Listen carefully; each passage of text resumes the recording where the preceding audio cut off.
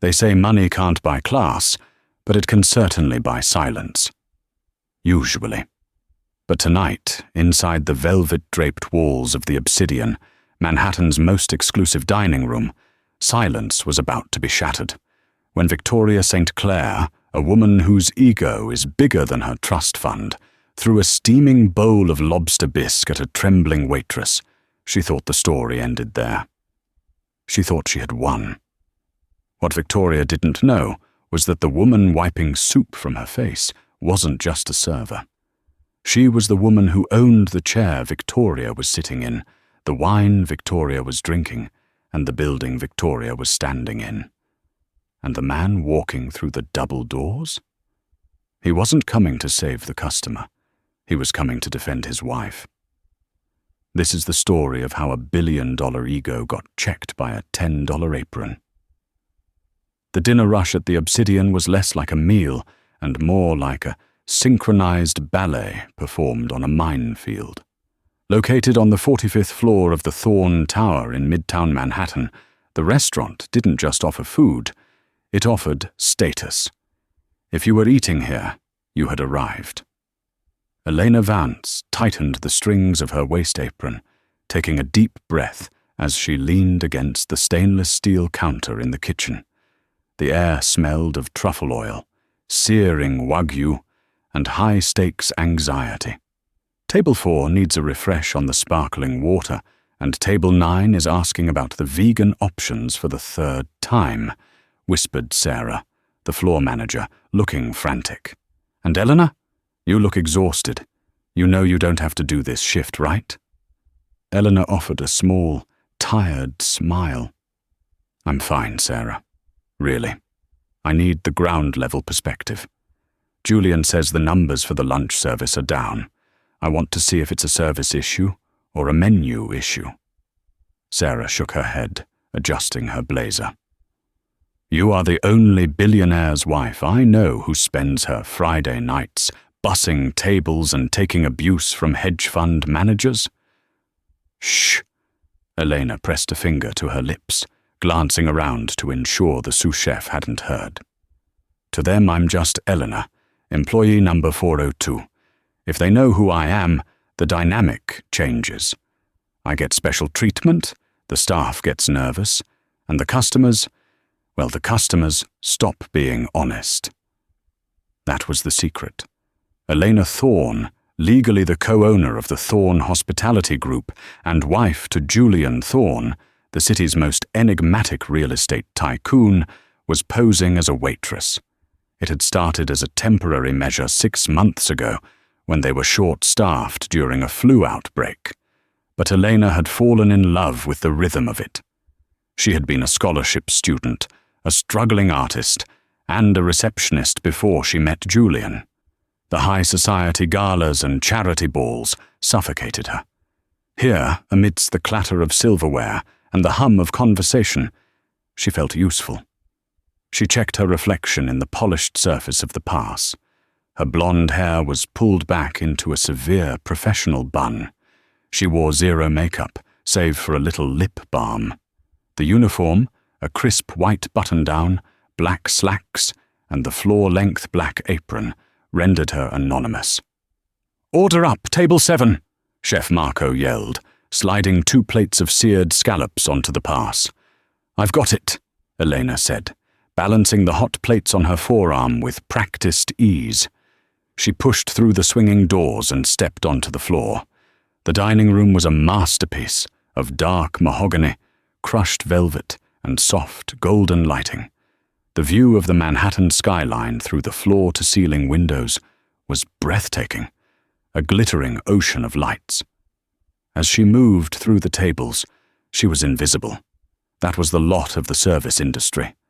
To the masters of the universe dining on caviar and champagne, she was just a pair of hands delivering their desires. She poured wine, scraped crumbs, and folded napkins, absorbing the atmosphere. Tonight, however, the atmosphere was about to shift. At the host stand, a commotion was brewing. Elena could hear the high-pitched, piercing voice over the low hum of the jazz band. "I don't care what the computer says," the voice snapped. "I am Victoria St. Clair. My husband is on the board of the Citibank. I do not wait for a table." Elena froze mid-pour at table 7. She knew that name. Victoria St. Clair, a socialite famous for 2 things, her family's old money and her terrifying temper. She had recently married into even more money and had been terrorizing the Manhattan service industry ever since. Elena watched as the young hostess, Maya, looked like she was about to cry. I understand, Mrs. St. Clair," Maya stammered, "but we are fully booked. We have a cancellation list." "List?" Victoria laughed, a cold, brittle sound. She turned to her entourage, 2 other women who looked like carbon copies of her, draped in designer silk and disdain. "She wants to put me on a list." Victoria pushed past the podium, striding into the dining room as if she owned the deed to the building.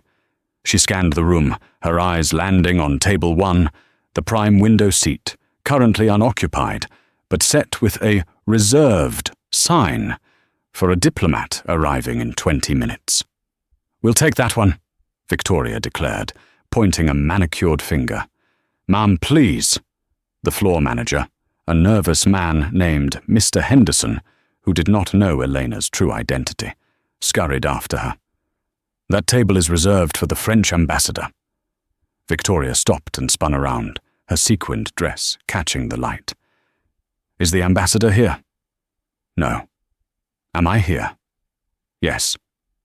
And I am thirsty. Sit us down, or I will make a call that will have you working at a taco stand by morning." Mr. Henderson, sweating profusely, crumbled. He lacked the backbone to stand up to a St. Clair. He signaled for Maya to remove the reserved sign. "Right away, Mrs. St. Clair. My apologies." Eleanor felt a flare of irritation in her chest. Julian hated it when staff let VIPs bully them. But he wasn't here. He was upstairs in the penthouse office, finishing a conference call with Tokyo. "Eleanor!" Henderson hissed as he passed her. "Take table 1, VIP protocol. Don't look her in the eye. Don't speak unless spoken to. Just get them drinks immediately." Eleanor sighed. "Yes, sir." She adjusted her apron. She had dealt with difficult people before. She just hoped Victoria St. Clair was hungry, tired, and looking for a quick meal. She was wrong. Victoria was looking for a fight. Elena approached the table with a pitcher of ice water and 3 crystal glasses. Victoria and her friends, whom she introduced as Brittany and Courtney, were already taking selfies, blocking the aisle. "Excuse me, ladies," Elena said softly, placing the glasses down with precision. "Welcome to the Obsidian." Victoria didn't look up from her phone. She merely waved a hand in Eleanor's face, as if shooing away a fly. "Sparkling. We don't drink tap water. Take it away." "My apologies," Elena said, keeping her voice neutral. "I'll bring a bottle of Pellegrino immediately." She removed the glasses and returned within 60 seconds with the green bottle. She poured it carefully. Victoria watched the liquid fill the glass, her eyes narrowing. "Too much ice," Victoria stated. "I didn't put ice in the sparkling water, Ma'am. It's chilled," Eleanor corrected gently. "I said." Victoria looked up, locking eyes with Eleanor for the first time. Her eyes were an icy blue, filled with a predatory boredom. "It is too cold. It hurts my teeth. Bring me a room temperature bottle, and make sure the waiter who brings it isn't you. You have a very depressing aura." Brittany and Courtney giggled, covering their mouths. Elena felt the heat rise in her cheeks. It wasn't the insult. She'd heard worse. It was the utter lack of humanity. But she remembered her role. She was Elena the waitress, not Elena the owner. "I will see if another server is available, but we are quite short-staffed tonight," Elena said politely. "I can bring the room temperature water myself to expedite it." "Fine," Victoria sighed, rolling her eyes. "And bring the menus. and tell the chef that if the lobster bisque isn't made with Maine, lobster caught within the last 24 hours, I don't want it." Eleanor nodded and retreated to the kitchen. She took a moment to center herself. "She's a nightmare," Marco, the chef, muttered as Eleanor punched in the order. She sent back a salad last month because the croutons were too loud when she chewed them. "She wants the bisque," Eleanor said. 3 orders, and a bottle of the 2015 Screaming Eagle Cabernet. "That's a $6,000 bottle," Marco whistled. "She can afford it. Whether she appreciates it is another matter." 20 minutes passed. The restaurant was at peak capacity. The noise level was rising. Elena was running 3 tables simultaneously, but she kept a close eye on table 1. Victoria and her friends were drinking the expensive wine like it was fruit juice, their laughter getting louder and more obnoxious. They were snapping their fingers at other servers, complaining about the lighting, and making fun of a couple sitting nearby for wearing last season's Prada. Then the food was ready. Elena placed the 3 wide-rimmed bowls of lobster bisque on the tray. The soup was a rich, creamy orange, garnished with chives and a drizzle of cognac cream. It was piping hot. She carried the heavy tray to the table. "Here we are," Elena said, her arms aching slightly as she lowered the tray stand. "The lobster bisque." She placed the first bowl in front of Courtney, then Brittany. Finally, she placed the bowl in front of Victoria. Victoria didn't pick up her spoon.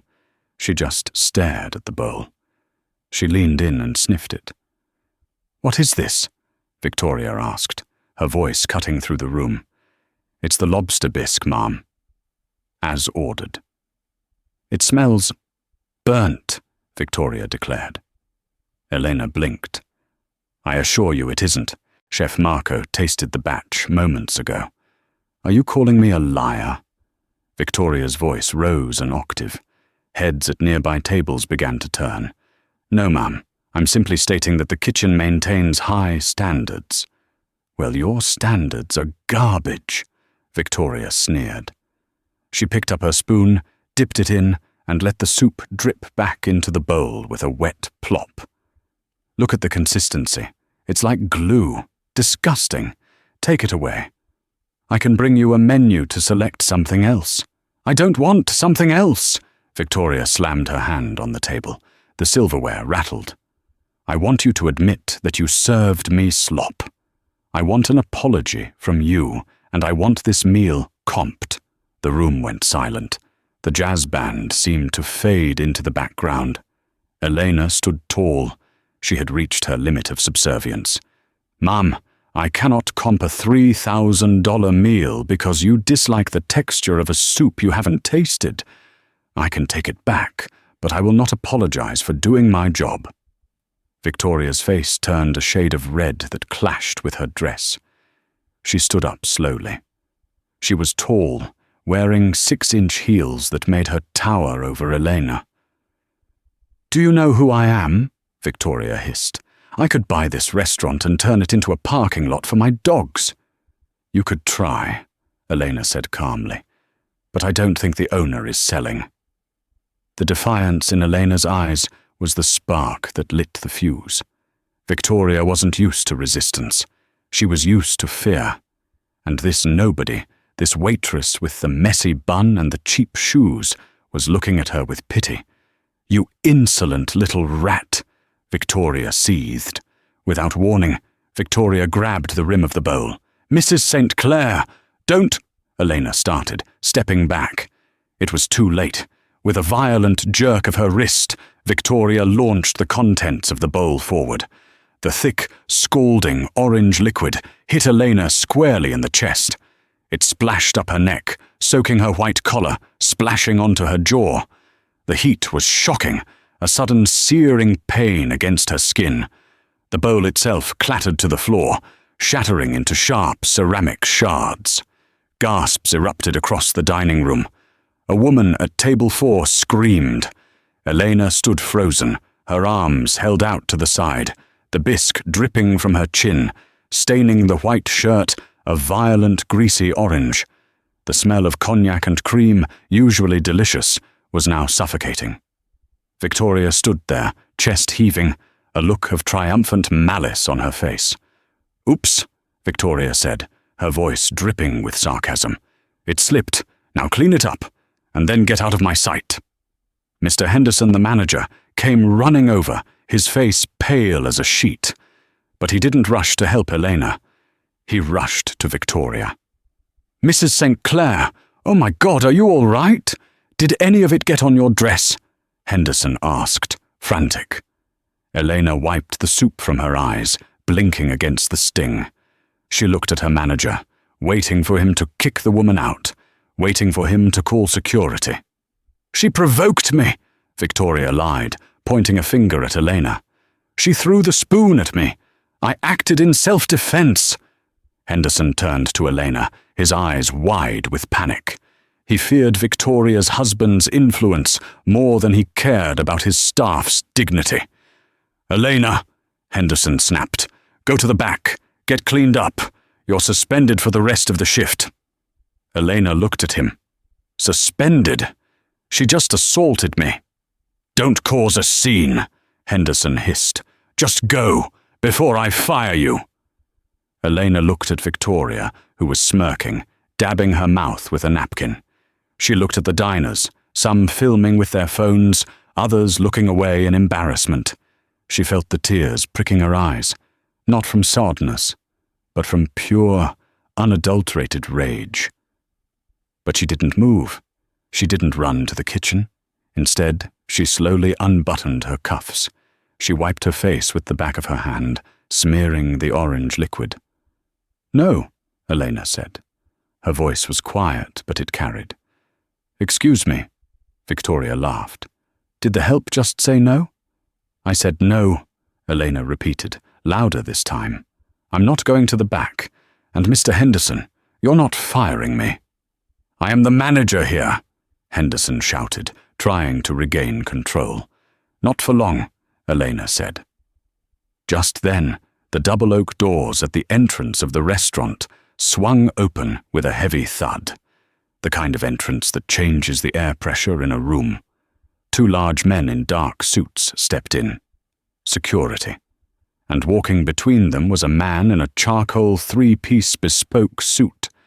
He had dark hair, sharp features, and eyes that could cut glass. He walked with a predatory grace, his gaze scanning the room instantly. It was Julian Thorne, the Billionaire owner. He had come down for a late dinner with his wife after his meeting. He expected to find her smiling, perhaps tired, ready to go home. Instead, he saw the shattered bowl. He saw the frozen crowd, and then his eyes landed on the woman standing in the center of the chaos, covered in orange soup, her skin red and angry. Julian stopped. The temperature in the room seemed to drop 10 degrees. "What?" Julian's voice was a low growl that rumbled through the silence. "Is going on here?" The silence in the obsidian was heavy, the kind of silence that usually precedes a natural disaster. Julian Thorne didn't run. Men like Julian never ran. The world simply waited for them to arrive. He moved through the tables, his polished Oxfords making no sound on the plush carpet, yet every eye in the room was drawn to him, like iron to a magnet. Mr. Henderson, the floor manager, nearly tripped over his own feet, trying to intercept him. Sweat was now beading visibly on his receding hairline. He knew Julian Thorne only as the chairman, a figure he had met twice in 5 years, usually during terrifying quarterly reviews. To Henderson, Julian was a god of finance, not a man who concerned himself with spilled soup. "Mr. Thorne, sir," Henderson stammered, holding up his hands as if to physically block Julian's view of the disaster. "I am so sorry you had to walk into this. We had a situation with a rogue employee, a personnel issue. I was just handling it." Julian didn't even blink. He walked past Henderson as if the man were a ghost, his eyes locked on one thing only, the woman standing by table 1, trembling slightly, orange liquid dripping from her chin onto the floor. Victoria St. Clair, seeing the shift in the room's energy, assessed the newcomer. She saw the bespoke suit, the Patek Philippe watch on his wrist, and the way the security guards flanked him. She realized instantly that this was a man of equal, perhaps greater, standing than her husband. She immediately dropped the scowl and adopted a look of distressed fragility. She pressed a hand to her chest, widening her eyes. "Oh, thank goodness," Victoria said, stepping forward, blocking Julian's path to Eleanor. "Are you the owner? You have to help me. I've been assaulted." It was terrifying. Julian stopped her. He was close enough now to smell the cloying scent of Victoria's expensive perfume mixed with the savory, burnt smell of the lobster bisque. He looked down at Victoria. His face was a mask of stone. "Assaulted?" Julian repeated. His voice was calm, deep, and utterly devoid of warmth. "Yes." Victoria gestured to a tiny speck of soup on the hem of her dress. "Look, she threw the bowl at me. I simply complained that the soup was cold. Politely, I might add. And this lunatic snapped. She started screaming about how I didn't deserve to eat here. Then she lunged at me. My friend saw everything." Brittany and Courtney nodded vigorously, like bobbleheads on a dashboard. "It's true, she's crazy," Brittany chirped. Henderson jumped in, eager to align himself with the power. "It's true, Mr. Thorne. I witnessed the aftermath. Elena has been difficult all night, resisting authority, talking back to guests. I was just about to terminate her employment and have security escort her out."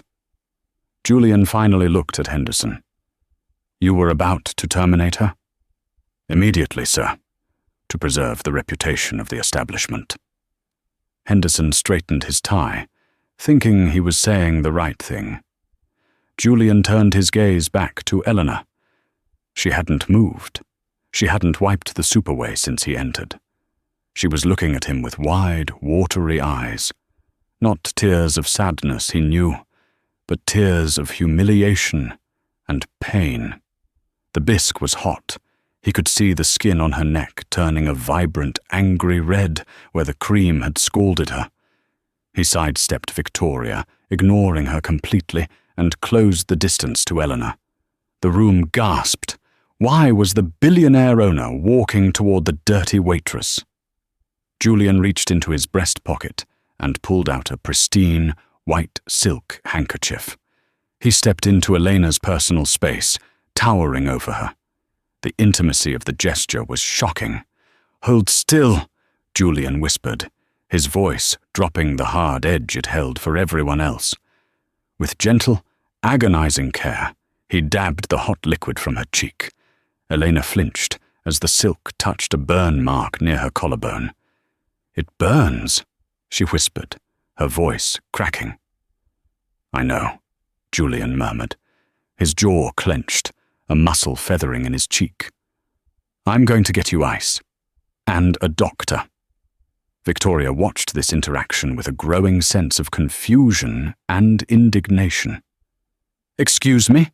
she snapped. "Why are you helping her? She's the one who attacked me. She ruined my dinner." Julian stopped wiping Elena's face. He slowly turned his head to look at Victoria. This time the mask slipped. The look in his eyes was pure, unadulterated violence. It was the look of a wolf watching a rabbit explain why it shouldn't be eaten. "You said she threw the bowl," Julian said.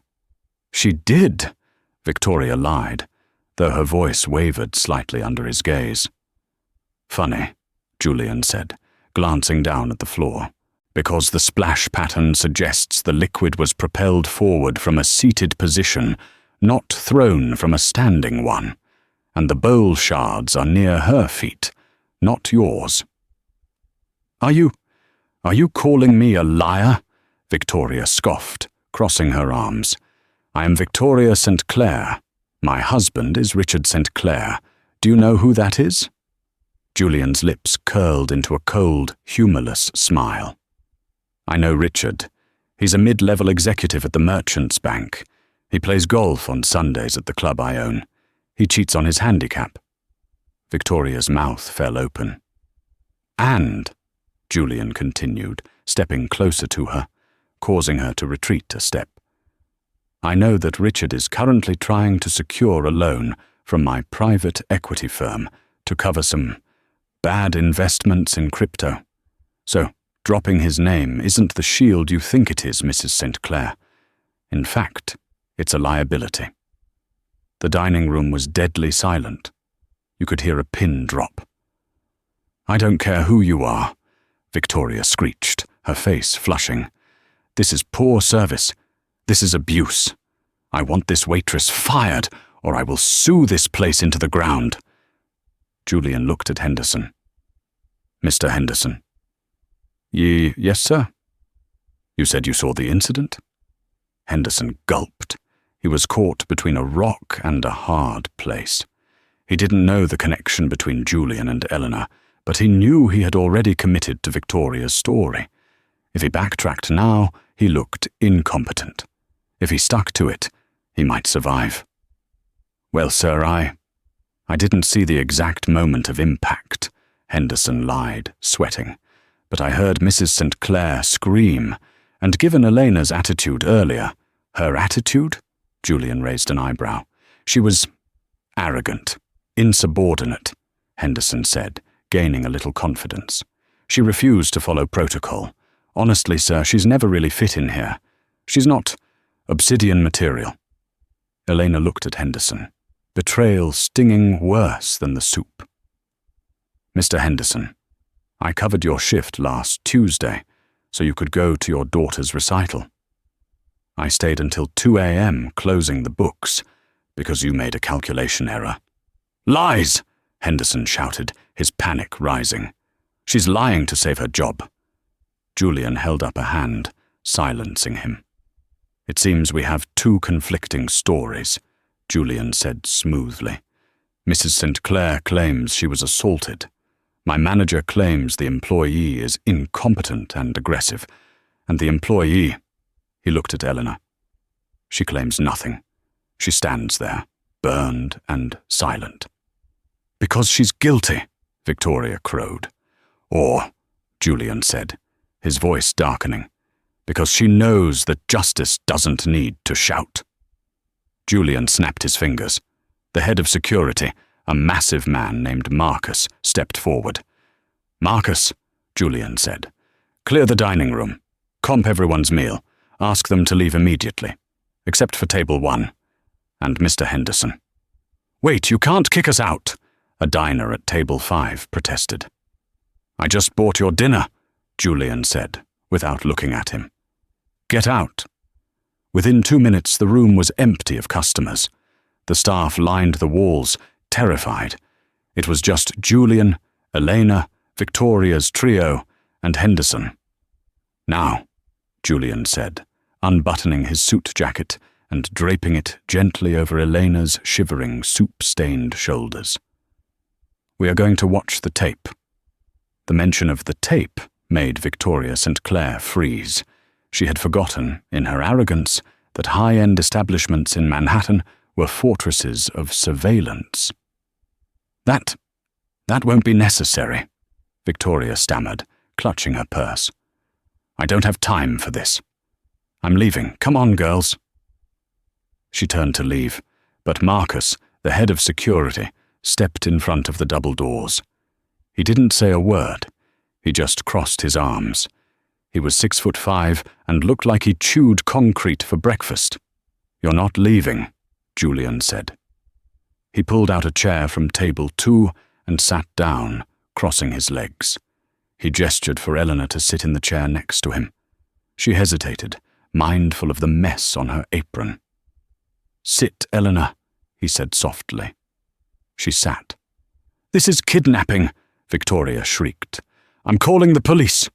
"Please do," Julian invited her, checking his watch. "The precinct captain is a personal friend. I'm sure he'd love to see the footage of an assault in 4K resolution. Or we can watch it here, and you can explain to me exactly what I'm seeing. If the tape proves you right, I will write you a check for $1 million right now." Victoria's eyes widened. Greed battled with fear in her mind. She was so deluded by her own narrative that she started to believe she could talk her way out of it. Maybe the camera angle was bad. Maybe it didn't catch the toss. "Fine," she spat. "Play it. But when I'm proven right, I want her fired in front of me." Julian nodded to Marcus. "Bring the tablet." Marcus handed Julian a large iPad Pro connected to the security system. Julian propped it up on the table so everyone, including Henderson and Victoria, could see. He tapped the screen. The video feed was crystal clear. It showed Table 1 from a high angle. It showed Eleanor placing the soup down. It showed Victoria saying something. It showed Eleanor responding calmly. "See?" Victoria pointed. "Look at her aggression." "I see a woman standing with her hands clasped behind her back," Julian noted dryly. Then came the moment. The video showed Victoria picking up the spoon, dropping the soup, and slamming her hand on the table. It showed the conversation getting heated. It showed Eleanor standing her ground, not moving. And then, it happened. On the screen, clear as day, Victoria reached out, grabbed the rim of the bowl, and swung her arm upward in a vicious, deliberate arc. The orange liquid flew through the air, coating Elena. Victoria watched herself commit the crime. The color drained from her face. Brittany and Courtney stepped away from her, physically distancing themselves from the sinking ship. Julian paused the video on the frame where Victoria was mid-throw, her face twisted in a snarl of entitlement. "Self-defense?" Julian asked quietly. Victoria was trembling now. It looks worse than it was. It slipped. My hand slipped." "Your hand slipped in an upward, 45-degree trajectory with significant force?" Julian asked. "That defies the laws of physics, Mrs. St. Clair." Julian stood up. He walked over to Henderson, who was staring at the screen, looking like he might vomit. "And you," Julian said to the manager. "You said you didn't see it." I, Henderson stuttered. "But look here." Julian tapped the corner of the screen. In the background of the video, standing near the wine station, was Henderson. He was looking directly at Table 1. He saw the whole thing. He saw Victoria throw the soup. And yet, he had tried to fire Elena. "You saw it," Julian said, his voice barely a whisper. "You saw a guest assault a member of my staff, a woman who works hard, a woman who covered your shift, and instead of protecting her, instead of calling the police, you tried to silence her. You tried to humiliate her further to save your own skin." "Mr. Thorne, please," Henderson begged, tears leaking from his eyes. She's nobody. Mrs. St. Clair spends $50,000 a year here. I was thinking of the business. I was thinking of the bottom line." Julian laughed. It was a terrifying sound. "The bottom line," Julian repeated. He turned to Eleanor. "Eleanor, my dear, can you tell Mr. Henderson what the bottom line of the Thorne Hospitality Group is?" Elena stood up.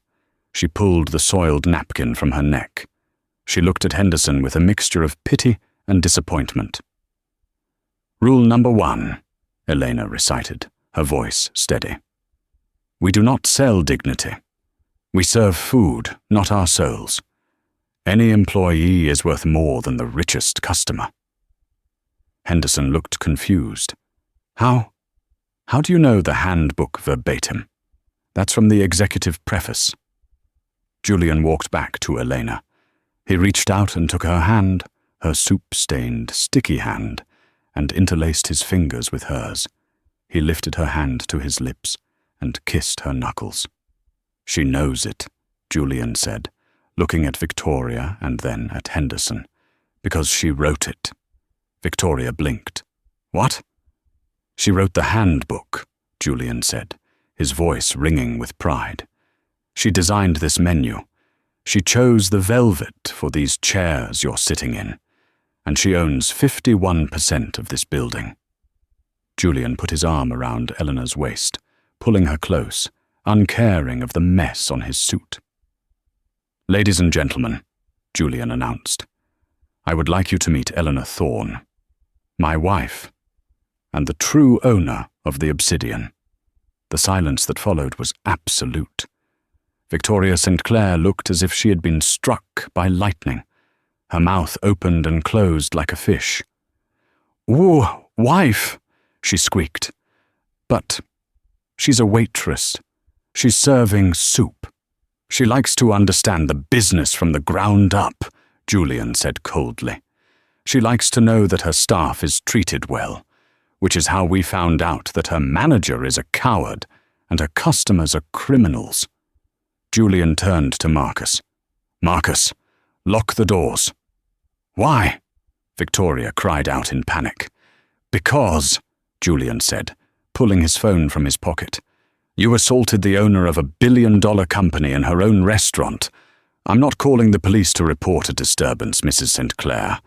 I'm calling them to press charges for assault and battery, and perhaps intentional infliction of emotional distress."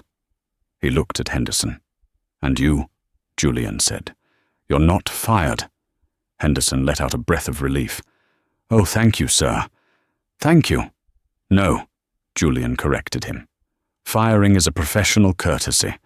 I am going to destroy your career. You will never manage a hot dog stand in this city again.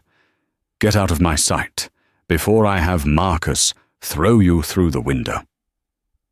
Henderson fled, running through the kitchen doors, sobbing.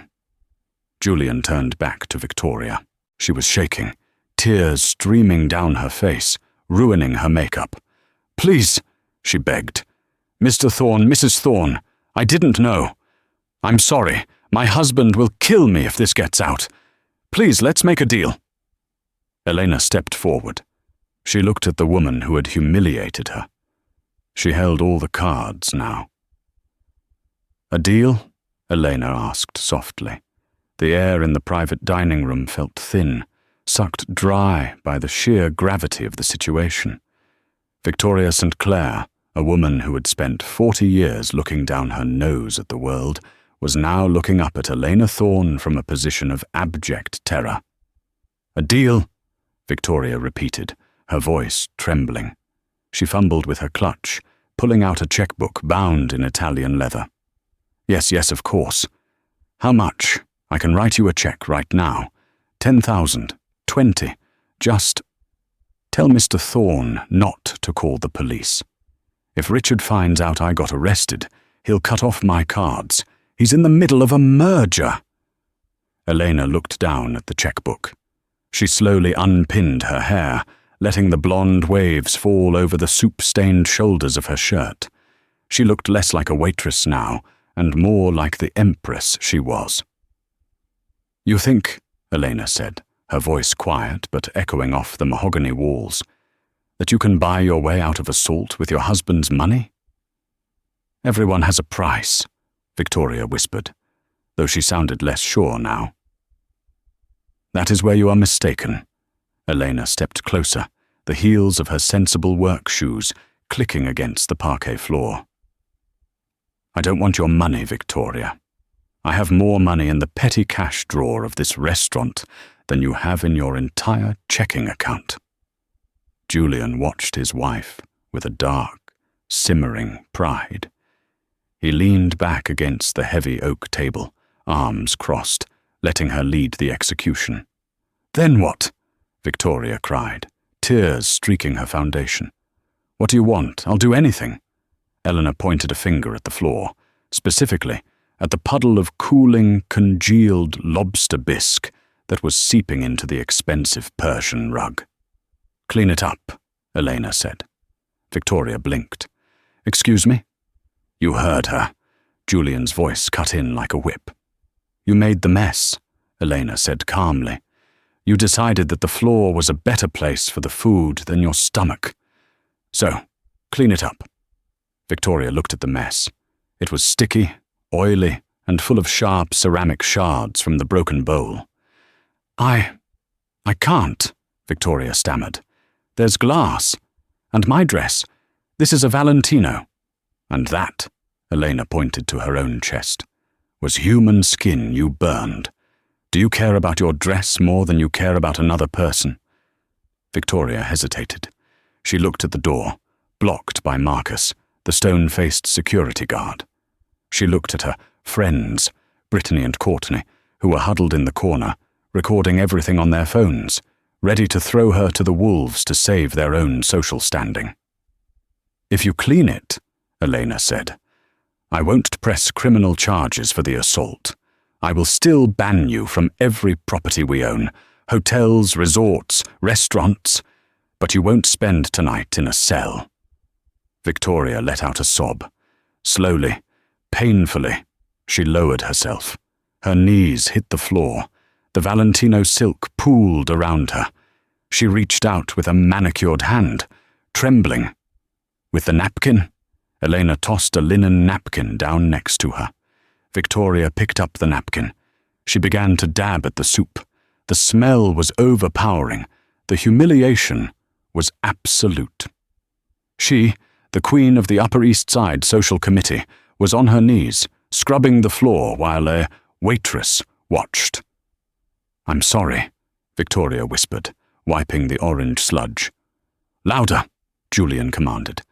"I'm sorry," Victoria sobbed. "I'm sorry I was rude. I'm sorry I threw it. Please just let me go." Elena watched for a moment longer. It wasn't satisfaction she felt. It was exhaustion. She realized that women like Victoria weren't born. They were made by a lifetime of never being told no. "Get up," Elena said softly. Victoria scrambled to her feet, her hands covered in grease, her dress ruined. "Get out," Elena said. "And Victoria? If I ever hear of you treating a service worker, a driver, a maid, a barista, with anything less than total respect, I will release the security footage to the New York Times. Do you understand?" "Yes. Yes, I understand. Go." Victoria ran. She didn't wait for her friends. She sprinted past Marcus, through the double doors and into the elevator, a broken woman. Julian walked over to Eleanor. He didn't care about the soup. He pulled her into a tight embrace, burying his face in her hair. "Are you okay?" he asked, his voice thick with concern. "I'm fine," Eleanor sighed, leaning into him. "It stings, but I'm fine. I hate that people like that exist." "They won't exist in our world anymore," Julian promised. He pulled back, his eyes cold again. "She cleaned the floor, Elena. That was your punishment. But she insulted my wife, and for that, the bill is still outstanding." Elena looked at him. "Julian, what are you going to do?" Julian pulled out his phone. He dialed a number. "Get me the head of commercial lending at Merchants Bank," Julian said into the receiver. "Yes, wake him up. It's Julian Thorne. Tell him we need to discuss the Richard St. Clair portfolio, immediately." The following morning, the sun rose over Manhattan with a deceptive brilliance. To the average New Yorker, it was just another Tuesday. For Richard St. Clair, it was the beginning of the end. Richard sat in his corner office at Merchants Bank, staring at the quarterly reports.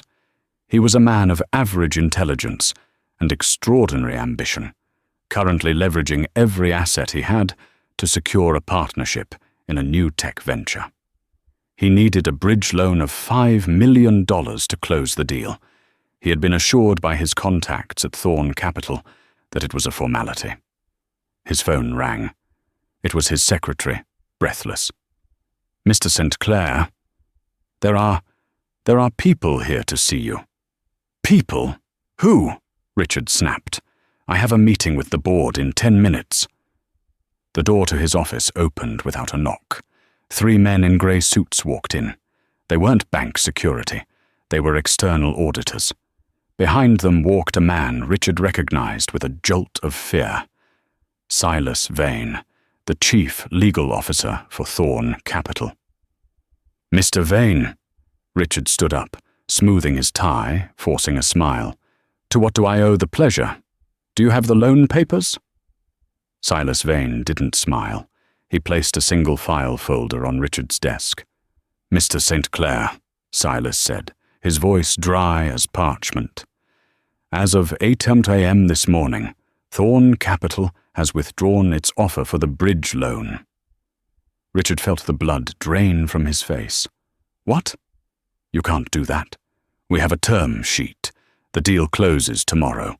If I don't have that capital, I default on the initial buy-in. I'll lose everything." "We are aware," Silas said. "Furthermore, Mr. Thorn has instructed us to call in the existing lines of credit you have with our subsidiary banks, specifically the mortgage on your Hamptons estate and the lien on your yacht." "Call them in?" Richard shouted. "Those are 30-year notes. I've never missed a payment." "Check clause 14B of your contract," Silas said calmly. "The lender reserves the right to accelerate debt repayment in the event of reputational damage that threatens the borrower's solvency." "Reputational damage?" Richard laughed hysterically. "I haven't done anything. I've been at work." Silas pulled a tablet from his briefcase. "Have you checked the internet today, Richard?" "No, I've been working." Silas tapped the screen and turned it around. It was a video. But it wasn't the security footage. It was a cell phone video, shaky and vertical, filmed by someone named Brittany Loves Brunch on Instagram. The caption read, "OMG. Victoria St. Clair just threw hot soup at a waitress and got owned by the Billionaire owner." Carmadoros Obsidian. Shrat the Rich, Richard watched in horror. He watched his wife, drunk and belligerent, screaming at a waitress. He watched her throw the bowl. He heard the sickening splash. And then, worst of all, he watched Julian Thorn, the man Richard was begging for money, step into the frame and reveal that the waitress was Elena Thorn. The video had 4.2 million views. It had been posted 6 hours ago. Richard slumped into his chair. The silence in the office was deafening. "Mr. Thorn sends his regards," Silas said, closing his briefcase. "He wanted me to convey a personal message. He said, 'Tell Richard that he should teach his wife manners before he tries to borrow my money.'" "Please," Richard whispered. "This deal, if it falls through, I'm bankrupt. The penalties alone." "That sounds like a personal problem," Silas said. "Good day, Mr. St. Clair." The auditors stepped forward. "Mr. St. Clair, we need you to vacate the premises. The bank is placing you on administrative leave pending an investigation into your solvency." Richard St. Clair was escorted out of his own building, holding a cardboard box containing a stapler and a picture of the wife who had just ruined his life. But the punishment wasn't just financial. It was social. And in New York, that was far worse. By noon, Victoria St. Clair was a pariah. She sat in her penthouse living room, her phone buzzing incessantly. She thought it was friends calling to offer support. She picked up a call from the charity gala committee. "Victoria?" It was Mrs. Vanderbilt, the chairwoman. "Oh, Gloria, thank God," Victoria sobbed. "It's been a nightmare. You have to believe me. The video is edited." "Victoria, stop!" Gloria's voice was ice cold. "I'm calling to inform you that your invitation to the Met Gala has been rescinded." "What? You can't do that? I bought a table." "The money has been refunded. We cannot have someone of your temperament associated with the foundation. It's bad optics. Please do not contact us again." Click. The next call was from the private school admissions board where her son was waitlisted. Rescinded. The next was from her yoga studio. Membership cancelled. Victoria threw the phone across the room. She screamed until her throat was raw. She had spent 20 years climbing the ladder, stepping on anyone she could to get to the top, and in one night With one bowl of soup, she had slipped and fallen all the way to the bottom. The front door opened. Victoria looked up, expecting the maid. It was Richard. He looked 10 years older than he had yesterday. His tie was undone, his shirt rumpled. He looked at Victoria with a hatred so pure it made her flinch. "Richard?" she whispered. "Get out," he said. "What?" "I lost the loan. I lost the merger. The bank fired me." Richard listed the casualties of her ego. "We are going to lose the house. We are going to lose the apartment. I am ruined." "Richard, I didn't mean to." "I don't care what you meant," Richard roared, throwing his box of office supplies onto the floor. "I want a divorce. My lawyer is drafting the papers. Pack a bag. You're going to your mother's." "My mother lives in a 2-bedroom condo in New Jersey," Victoria shrieked. "Then you'll fit right in." Richard turned his back on her. "Go." As Victoria dragged her Louis Vuitton suitcase out of the penthouse, the elevator doors opened. She expected to see a sympathetic face. Instead, she saw the maintenance man, a guy she had ignored for 5 years. He looked at her tear-streaked face. He looked at the suitcase. And then he looked at his phone, where the video of her cleaning the floor was playing on a loop. He didn't say a word. He just smirked, pressed the button for the lobby, and let the doors close in her face. 3 days after the incident that shook Manhattan's elite, the atmosphere inside the penthouse of the Thorn Tower was quiet. But it was a peaceful silence, not a tense one. Eleanor sat on the velvet chaise lounge overlooking Central Park. She was wearing a silk robe, the collar loosened to allow air to reach the healing skin on her chest and neck. The burns were fading, turning from angry red to a dull pink, thanks to the best dermatologists money could buy. But the memory of the heat and the hatred in Victoria's eyes still lingered. Julian walked in, carrying a tray with herbal tea and a small jar of specialized ointment. He set the tray down and sat on the edge of the chaise, looking at his wife with a reverence that bordered on worship. "How is the pain today?" he asked, his voice low. "Better," Elena smiled, taking his hand. "It barely stings anymore. Honestly, Julian, you're treating me like I was in a war zone. It was just soup." "It was disrespect," Julian corrected her, dipping his fingers into the ointment. He gently applied it to her collarbone, his touch feather-light. "And to me, that is a declaration of war. I built this empire to give you the world, Elena. To see someone try to make you feel small within the very walls we built, it was unacceptable." Elena looked out the window at the sprawling city below.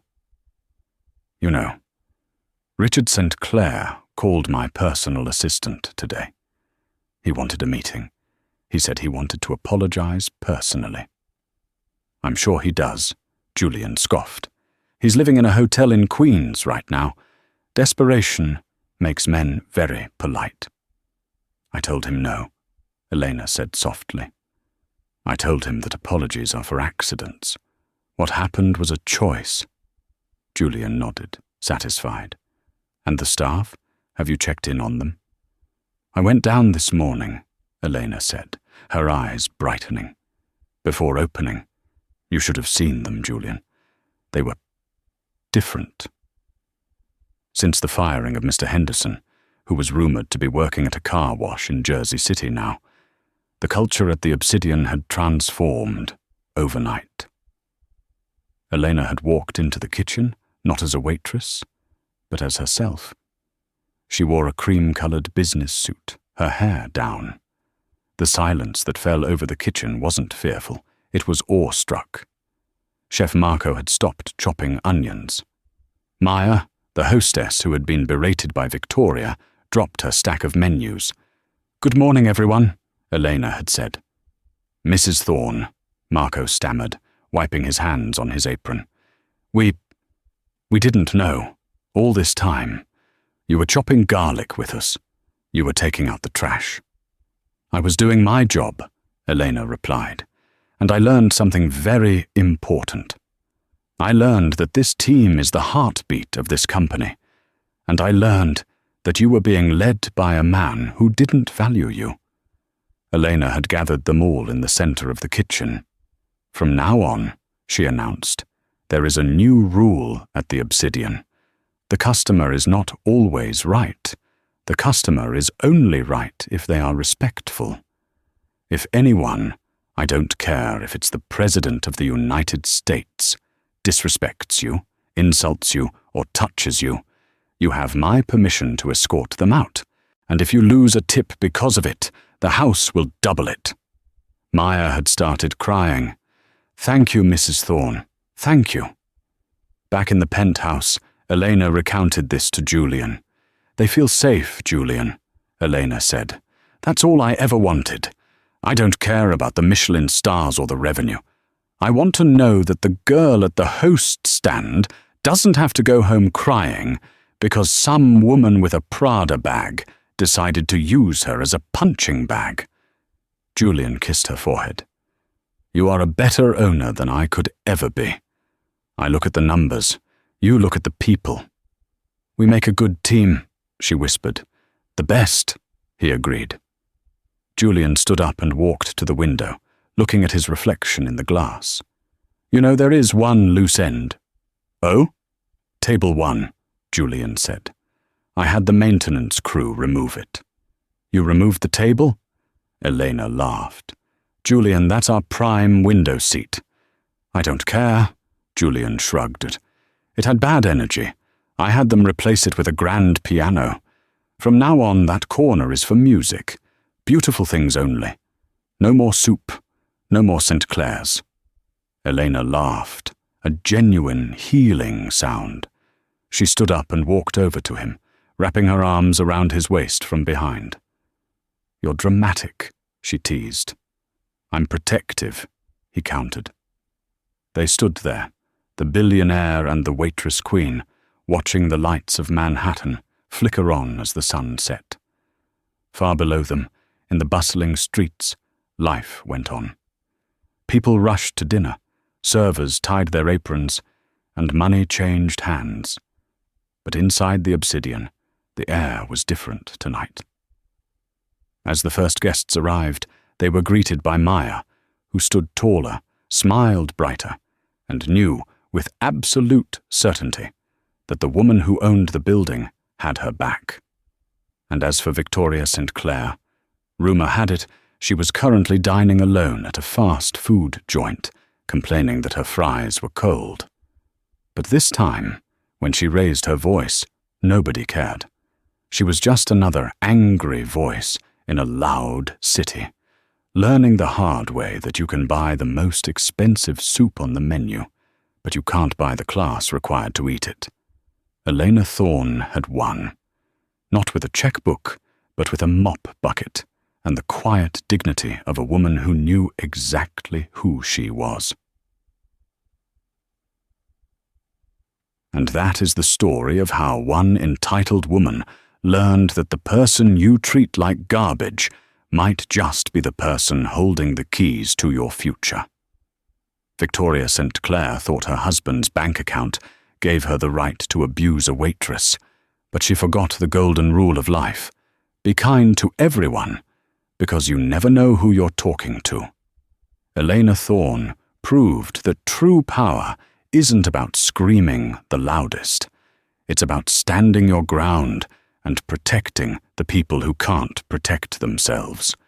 What would you have done if you were in Elena's shoes? Would you have made Victoria clean the floor, or would you have pressed charges and sent her to jail? Let me know in the comments below.